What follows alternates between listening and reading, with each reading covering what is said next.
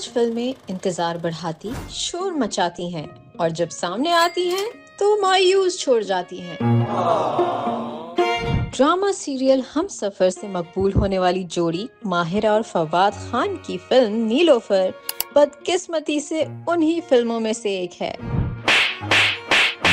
5 साल में मुकम्मल होने वाली फिल्म ने फैंस को मायूस किया। इस फिल्म को पिछले महीनों के दौरान खूब हाइप मिली। फिल्म प्रोड्यूसर्स और डायरेक्टर की तवज्जो प्रमोशंस पर रही। इसके बारे में कहा गया कि ये दिल को छू लेने वाली कहानी है। ये फिल्म जब पर्दे पर आई तो ऐसा लगा जैसे शायकीन एक अधूरी तहरीर, बेरब्त जज्बात और बेजान सिनेमा को देख रहे हैं। नीलोफर राइटर और डायरेक्टर अम्मार रसूल की पहली फिल्म थी। वो फिल्म बीनों को किसी तौर मुतासिर न कर सके। ये बैतबाजी का खेल आसान नहीं होगा। हर लफ्ज, हर मिसरा एक चाल।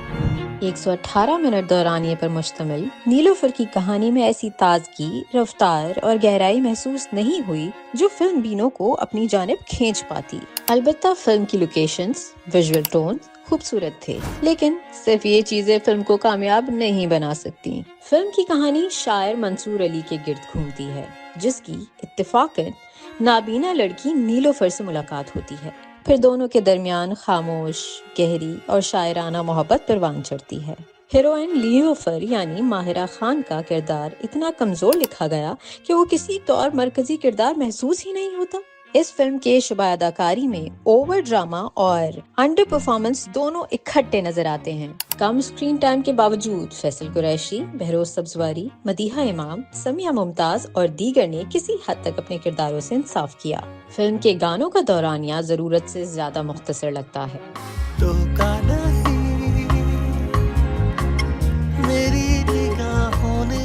टेक्निक फिल्म को उठाती है, मगर यहाँ टेक्निक ही ने फिल्म को गिरा डाला।